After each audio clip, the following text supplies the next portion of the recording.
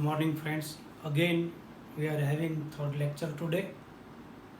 This is very most important topic is the what is steric effect and addition of sodium hydrogen sulfide to the carbonyl group. So we are having first steric effect. What is steric effect? It is very most important to understand the addition of sodium hydrogen sulfide to carbonyl group. So as the number of alkyl group increase,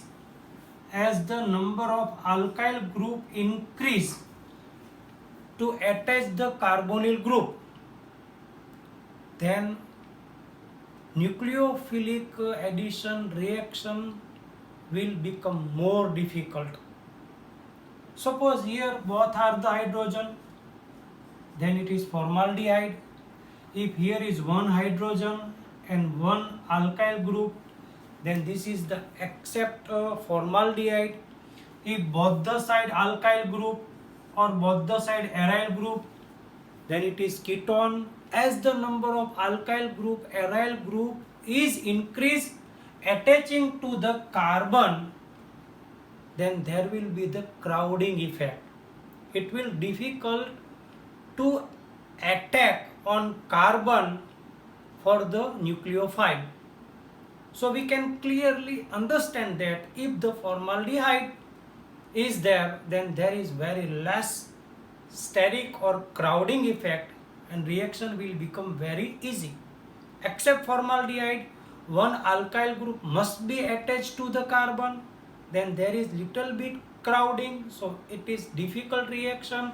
And if both the side alkyl group or aryl group, then it is more crowding and it will become more difficult or very hard to attack on carbonyl group for the nucleophile. As acetophenone is taken, it is very difficult to having addition reaction by nucleophile. So it is very most important to understand what is crowding effect. Crowd means the number of alkyl group attached to carbonyl carbon. It is high or it is more number, crowding will more and reaction will become very difficult. So very most important understanding this topic, crowding effect, steric effect, and it is difficult for the reaction to add the other any compound to the carbonyl group. Now we are having the addition of sodium hydrogen sulfide or sodium bisulfite to the carbonyl group. This is very most important topic. We have discussed this topic in Gujarati medium, but I am discussing this topic again for specially English medium student. So addition of sodium hydrogen sulfide means NaHSO3. If it is sulfide, then SO3, and if it is sulfate, then it is SO4. So carbonyl group having less crowding when it is aldehyde or ketone. So this reaction is possible only in aldehyde and ketone. It is not possible for the acetophenone or other more crowded molecule. So now we are having carbonyl group C double bond O will react with NaHSO3. Carbon is partial positive, oxygen is partial negative. Same here, sodium is positive, so sodium will be attracted towards oxygen, and we are having intermediate product. It is reversible reaction.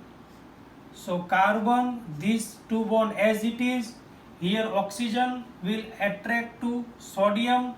So O and A, O is minus and Na is plus, and remaining is what?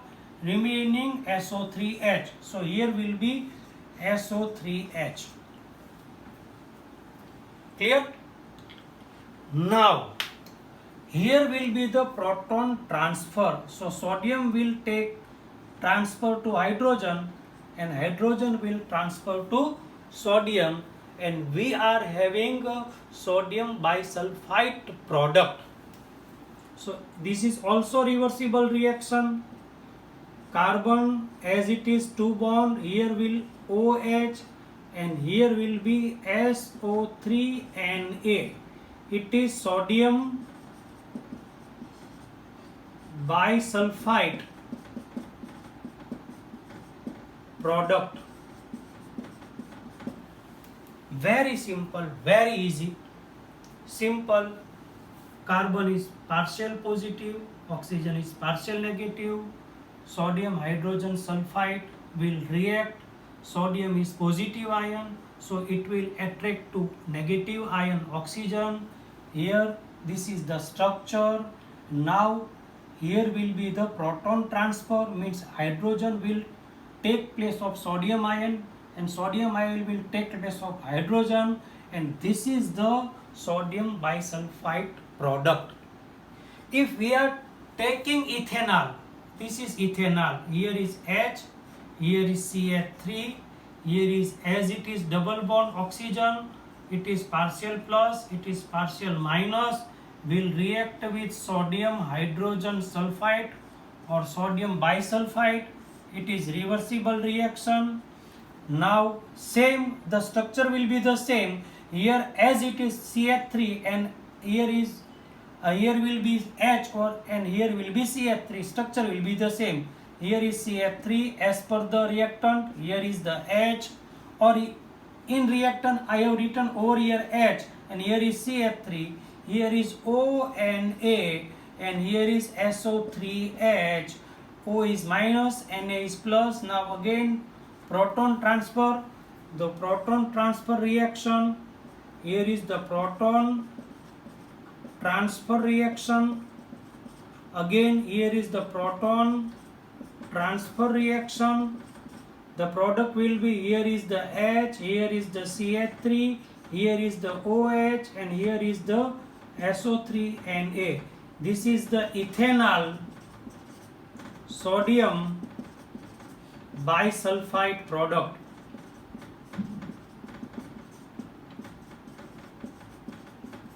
If we are taking ketone, so carbon oxygen double bond, here is the plus partial, partial minus, we are taking propanone, this is propane 2 on,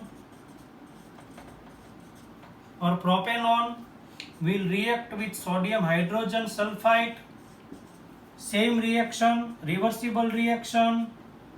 Here is CH3 as it is, here is CH3 as it is, here is O minus Na plus, here is SO3H. Proton transfer, again same reaction, again proton transfer, writing short proton transfer, and now we are having propanone hydrogen bisulfite product OH and here is SO3Na. This is the propanone bisulfite product. So very simple, very easy. You just remember this main equation and then only here is the changed hydrogen and methyl. Same, here is the blank, here is hydrogen and methyl, here is 2-methyl group, same, here is the 2-methyl group. This is sodium bisulfite product and it is reacting with ethanol, so it is ethanol sodium bisulfite, and sodium bisulfite product is reacting with propanone, then it is propanone sodium bisulfite product, propanone sodium bisulfite product. I am writing Na over here, propanone sodium bisulfite product. Very simple, very easy. Now it is seen by the practical proof that the proton equilibrium is lies in aldehyde is right hand side, while in ketone in left hand side.